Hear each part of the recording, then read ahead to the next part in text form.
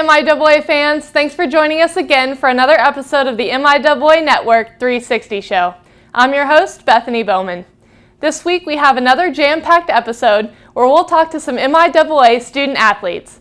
We'll also, later in the episode, head over to Missouri Western and talk to head men's basketball coach Sundance Wicks about his upcoming first year with the Griffins. We'll also go to Pittsburg, Kansas for another Gameday Grub segment at Bob's Grill, so you as MIAA fans have a place you can hit up when you're in town for an MIAA game day. But first, let's start off the show with a class break segment as we go to Washburn University and catch up with tennis player Allie Burr.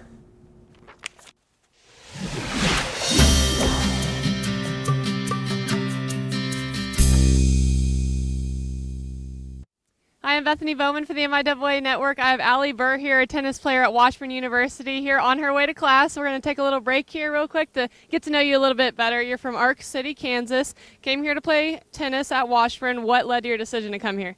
I just loved how genuine the people are at Washburn. Everybody that I encountered on my visit here wanted me to be here, and they wanted me to succeed, and I got that from the coach as well.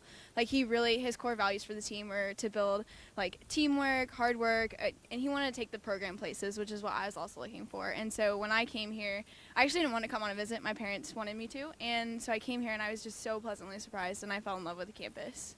Allie, what is your major and how many hours are you taking currently? I am mass media with an emphasis in public relations, and I'm in 12 credit hours right now.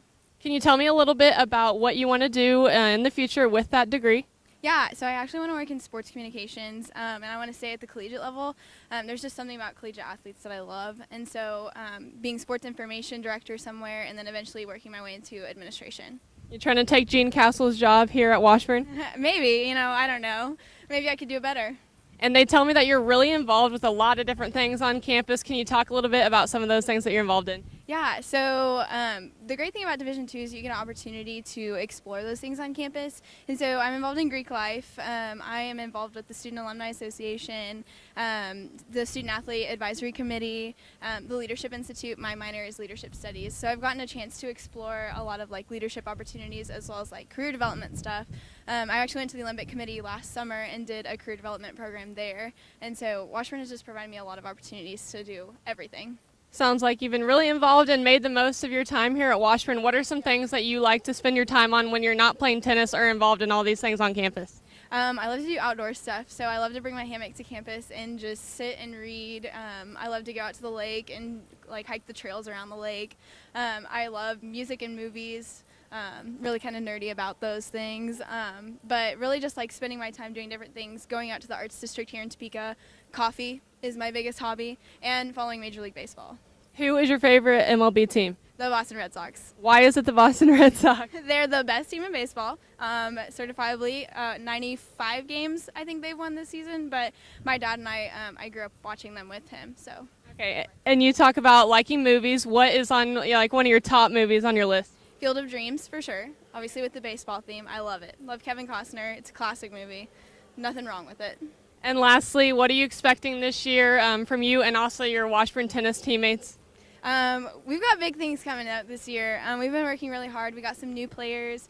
And for senior year, I just want to go out with a bang, give everything I've got to this program and hopefully finish with a conference championship. That's what we all want, and to make it to the national tournament. So. Okay, thanks so much. That was Allie Burr, and you better get back to class, but it was great catching up with you. Thanks so much.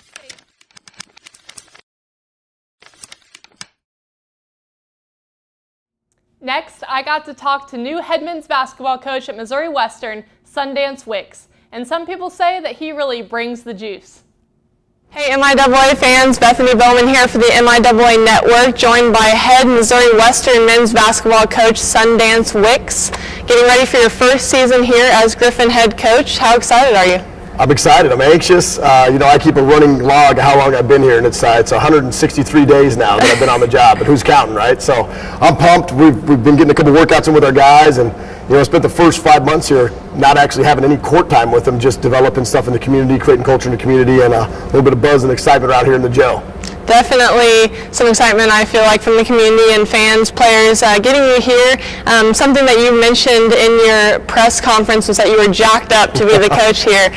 Definitely, a word that you used, showed how excited you are, and, mentioned that this program here at Missouri Western you feel like is a sleeping giant and you're ready to awake the beast. Yeah, that's a big thing. I mean, when you take a job, you got to look at, a couple things you look at. Can you win there, and can you be happy there? And can you win here? It's been done before. I mean, Tom Smith came here and won 600 games.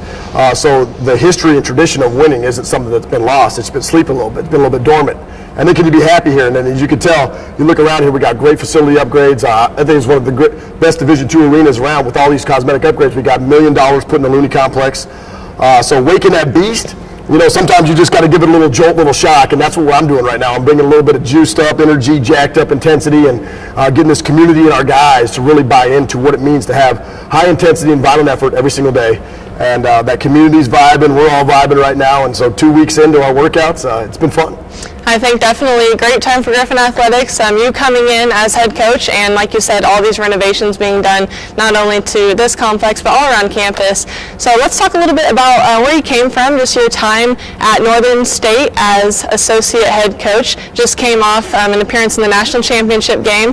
Runner-up finish, but a super close game. Like, couldn't be any closer if you look at the numbers. But talk about your experience there. Just the whole atmosphere I've had at Sioux Falls, and being a regional opponent and regional team where the entire fan base in Northern State traveled down to watch that in the sold-out arena, 3,500 every night in the Sanford Pentagon, and then to make it through the Elite Eight and then to the Final Four and have a double overtime game and a 5-point play that sent us to the championship game, and then to be there and lose by 2. I always tell people there's kids that dream of taking that last second shot in their driveway, and they always dream of making it. And our guy missed it. But I told our guy Darren Paterka, our senior guard, that's who we wanted to take the shot. I said, just think about this. There's a lot of kids that sit in that driveway and dream about taking that shot and making that shot, and not a lot of kids that sit in that driveway actually get a chance to do it. And so just for us to be there, that I will never forget that year. And obviously Northern State's a special place to me because that's my alma mater. But taking that, and that propelled us into this opportunity here at Missouri Western, and our goals are nothing short of that. So. And you mentioned you played there as well, a 2-time NSIC all-conference player, scored over 1,000 points there, and was also a good hurdler, 400-meter hurdler on the track team, so dual sport athlete. How was your experience there as a student? I mean, just well-rounded. I ran track. I love track. I mean, it's just another way to keep my competitive juices flowing. And when you run the 400 hurdles, you're kind of a little crazy nut. 400 is tough enough as it is, then you add some obstacles in front of it. So running track and my experience at Northern, I always tell people you can't compare journeys or paths to where you get to. You can only be thankful for the opportunities that were placed in front of you. And I will, like I said, I will forever be grateful for everything that Northern State has done for me, from Coach Sather in the program to playing for Coach Meyer, being a graduate assistant there and getting my master's degree from there. The Division II is my home. That's why I'm here at Missouri Western. I mean, Division II is my home, and I want to be at the Deuce, and I want to win at the Deuce with these guys. And also just want to mention that was their first ever title game appearance that you helped lead that team to, so a great job there you did at Northern State. Talk a little bit about post-Northern State student-athlete life. You went over and played in Sweden and led the team in points and rebounding. Every place allows you an opportunity. We tell it to our guys all the time about opportunity. Like our preseason right now is about the season of opportunity. This is your chance to show us what you got, how much you want to buy into what we're doing, how culture driven you are, how team attitude driven you are. And if you make the most of your opportunity, you're going to have chances later in life to go play professionally. And that's what I was able to do in Sweden. I played for the San Antonio Kings. And I was playing against guys from UCLA, Houston, Florida. I mean, there's some dudes over there. And just coming from, we always talk about it, just a little old Division II, that doesn't make you less competitive. It actually gives you more of a chip on your shoulder when you get to go over there and play against those guys. And so my experience in Sweden was more of a culturally broad one. And I always tell our guys, if you ever get the chance to go overseas, study overseas, live overseas, play overseas, I'd highly encourage it, because it enlightens you and it awakens you to a lot of different things that we live really good over here. We live really, really good over here. Did you know when you were younger or when you were playing in college that you wanted to get into coaching? No, I didn't, honestly. Coach Meyer changed my life. I was talking to our theory coaching basketball class the other day, and we did a whole day dedicated to Coach Meyer, CoachMeyer.com, and just showed him who he was. And he was a guy that loved small college basketball. 2 of his players are getting inducted to the Small College Basketball Hall of Fame here in St. Joseph on November 2nd.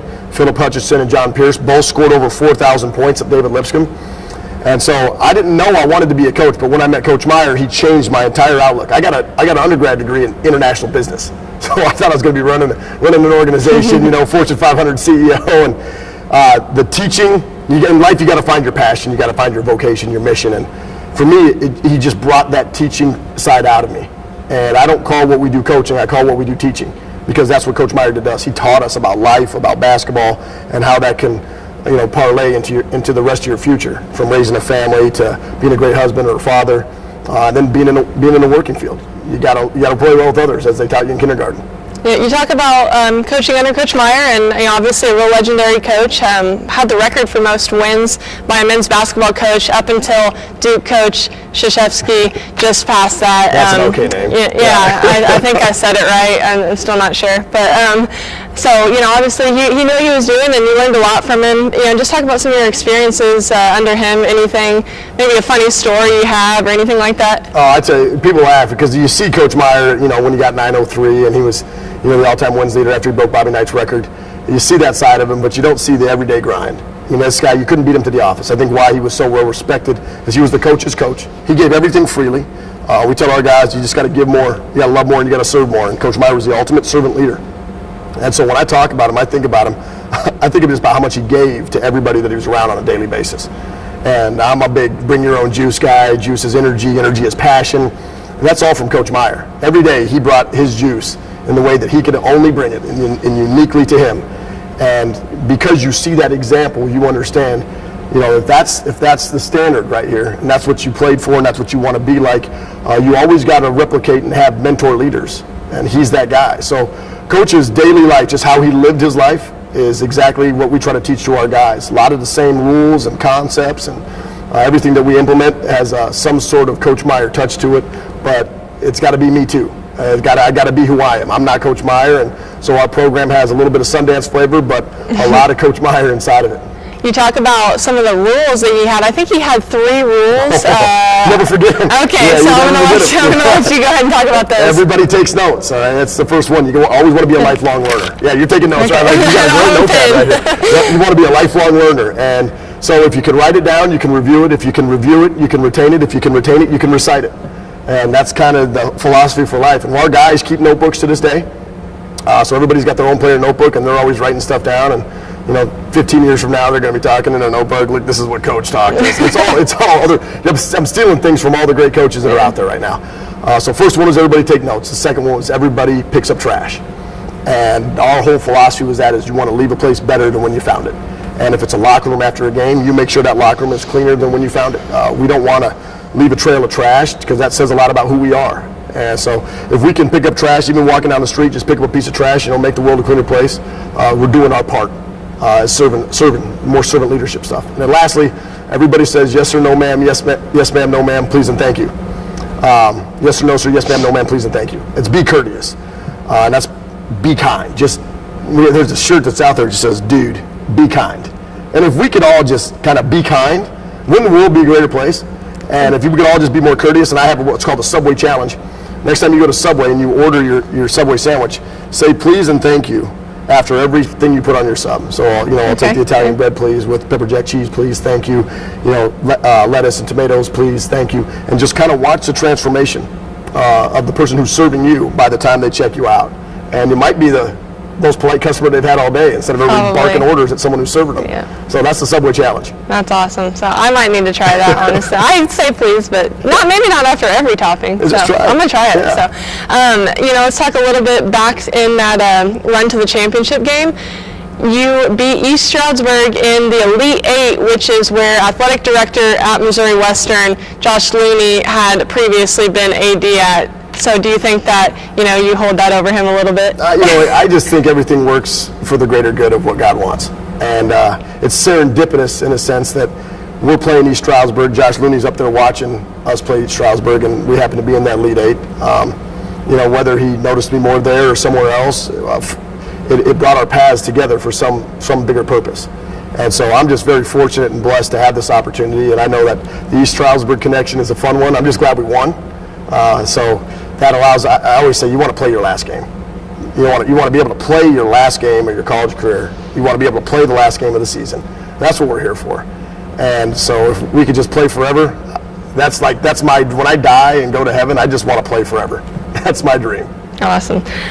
You an assistant at Northern State to start under Coach Meyer, and then at Illinois, at San Francisco, and at Colorado. So, what are some things that you learned just, being an assistant under several different coaches at, programs like that? I talk a lot about Coach Meyer because he was the main part of me playing for him, graduate assistant for 2 years.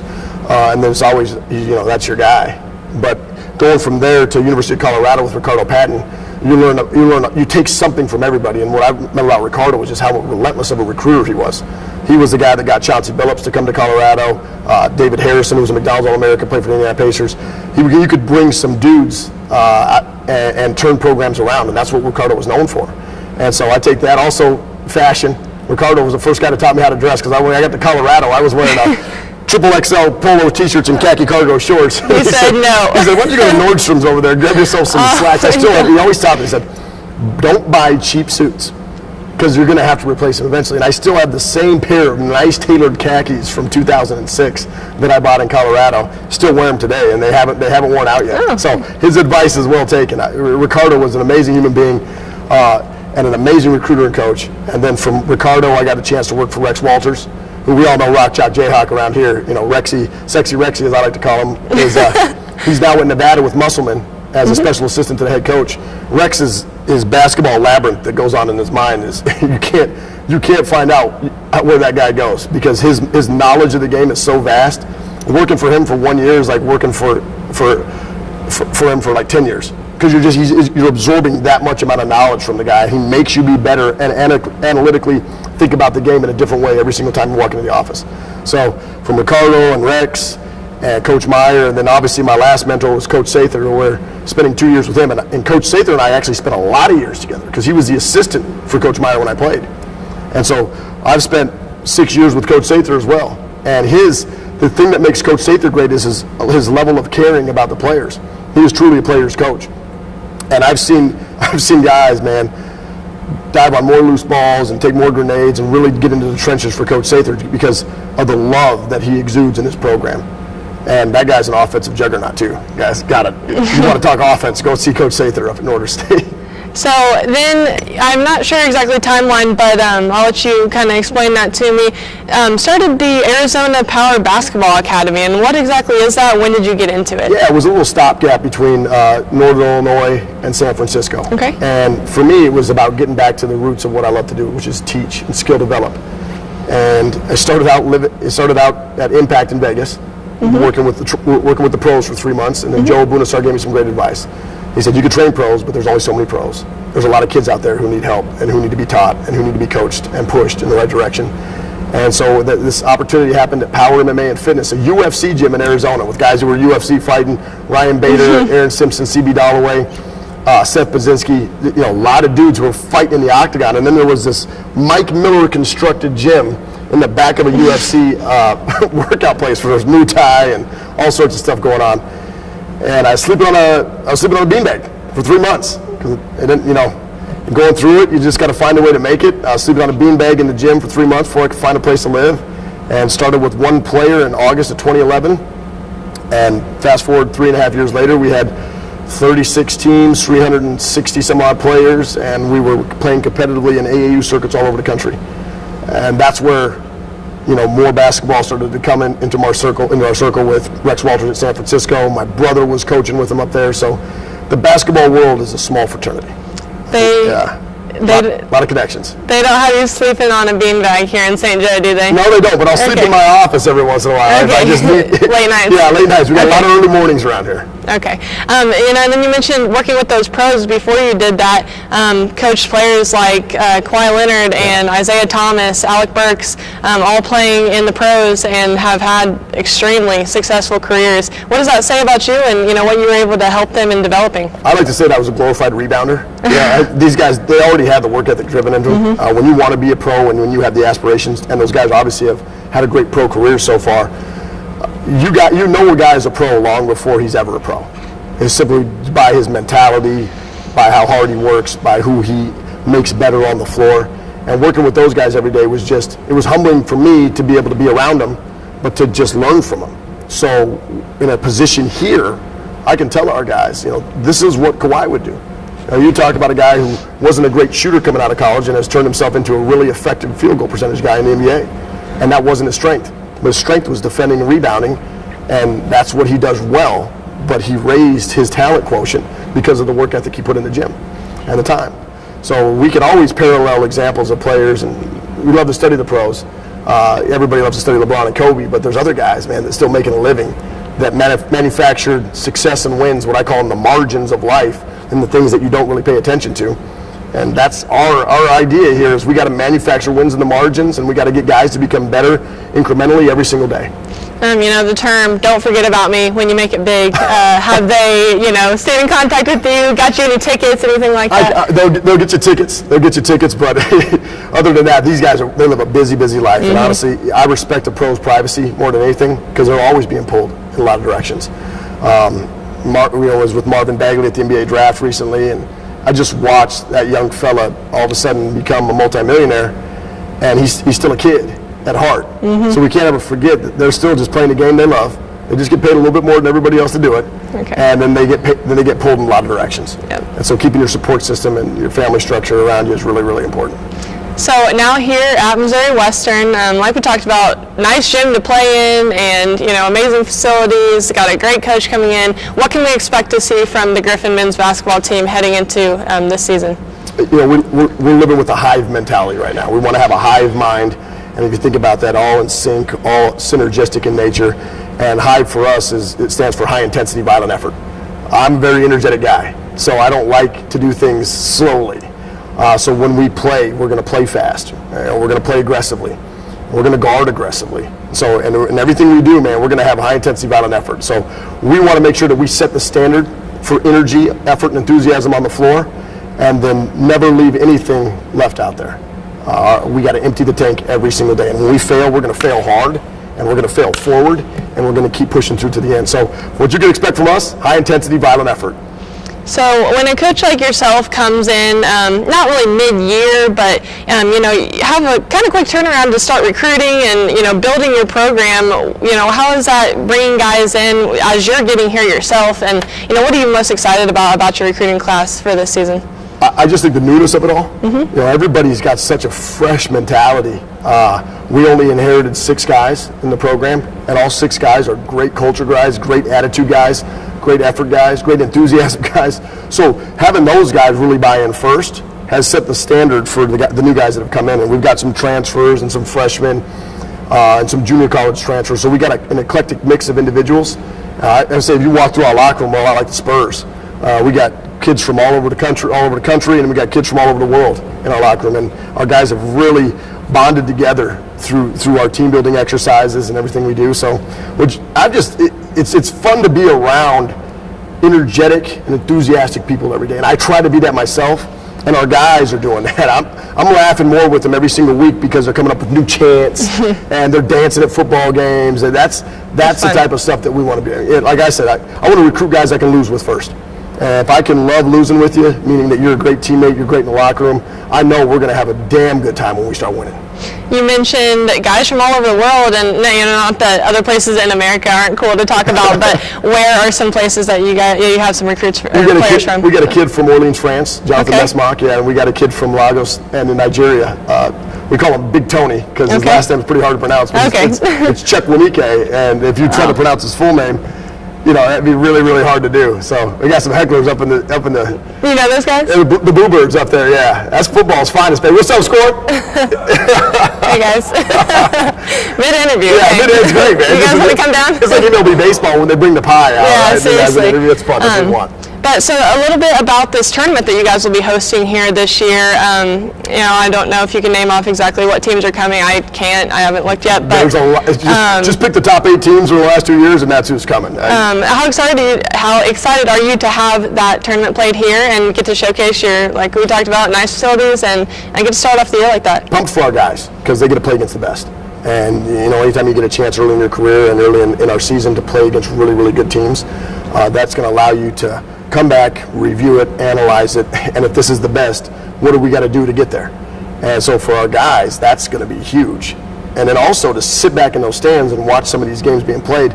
You're talking about Northwest Missouri State, obviously we know has been really good. Northern State, just in the national championship. Ferris State won the national championship. Queens, national semifinalist, right? Fairmont State, runner-up 2 years ago. Tarleton State. So we get to play two of the top 8 teams in the last 2 years, and we get to watch the rest of them go about it. And when you can drive home a point to your players to sit back and say, watch these guys, watch how hard it is. Watch how hard it is to play the way they play every single possession. How intense you have to be every single possession.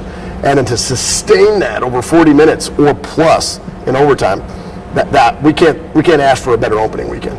So I'm going to put you on the spot here before we wrap up a little bit. Obviously here at the MIAA Network, we think really highly of the MIAA. I think it's probably the best Division II conference in the nation, but you just came from the NSIC, so what do you have to say about that? Well, I said in my interview when I got the job, there's a lot of men in this league. I think there's in this region, I call this the best region in Division II basketball. That's fair. Because the NSIC, I think, is a really, really skilled league, highly skilled. I think the MIAA is a big boy bruiser type league. And I think the GAC, the Great American Conference down there, is a really athletic up-tempo league. So for here, this is a combination of skill and physicality. And to put that against the NSIC, that's why we have such a great regional tournament. Because you get these 3 contrasting styles of skill, physicality, and athleticism all melded into one. And that's why this region, whoever comes out of it's got a really good chance at winning a national championship every single year. So I'm pumped, man. It's like Ric Flair said, like I said, to be the man, you got to beat the man. And we got to beat some men this year. So I'm ready to get after it. Okay, well, hopefully you guys can do that. We'll be watching to see how your success, Coach, and thanks a lot for sitting down with us. You got it, Bethany. Thank you. For this week's Game Day Grub segment, we head to Bob's Grill in Pittsburg, Kansas, where a lot of local Pittsburgh residents tell me it's the place to go.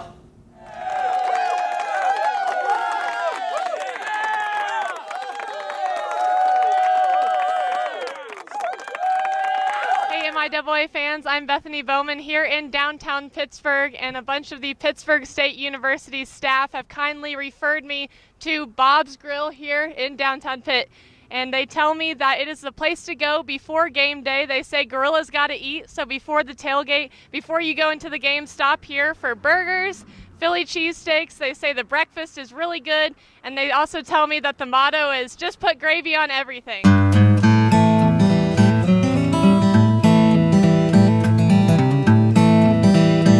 Got Rick Parsons here in Bob's Grill. He was just cooking up some burgers for us on the grill behind us. Just talk about, your day-to-day life here and what you experience in the restaurants. We just cook up breakfast and lunch for the fans and have a good time. What does it mean for you to know that a bunch of MIAA and specifically Pitt State fans want to come to your place before the game and enjoy a meal? It's great to have all the fans come in and cook up and just talk to them before the games, and we just have a lot of fun. What would you say is your best, maybe you can pick a couple thing on the menu? We sell a lot of Phillies and a lot of Cowboys. Okay, and fans come down to Pitt State and eat here at Bob's Grill. Do you want them to come in and see you and say hi? Yeah, come on in, say hi to us, eat before the game, go out and tailgate. All right, thanks so much, Rick. Yep.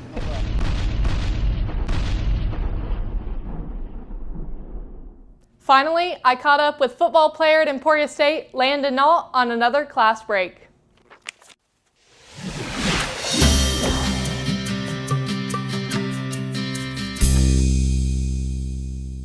We're here with Landon Nault, a running back at Emporia State University, on a class break. You're on your way to class, and a 3.96 GPA student, so in the classroom a lot as well as on the football field. Also, life in the balance is a big motto for MIAA. He exemplifies that very well. Just got married this past summer. How are you able to balance all this, Landon? It's not really much of a challenge. It doesn't seem like a whole lot has changed, except the fact that I do have, someone at home helping me keep the place clean and keep my dishes done and stuff like that. And she does a great job supporting me and everything that I do. And we're a good team together, so we work well together.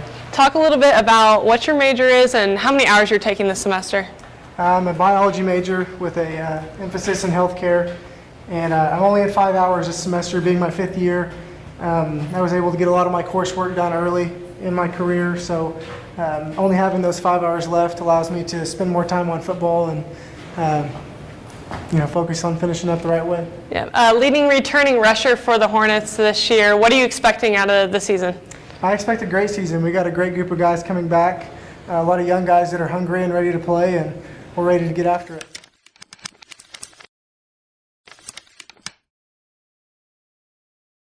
And that's it for this week's episode of the MIAA Network 360 Show. Check back next week for more exciting MIAA content that you don't want to miss. And remember, fans, bring your A game.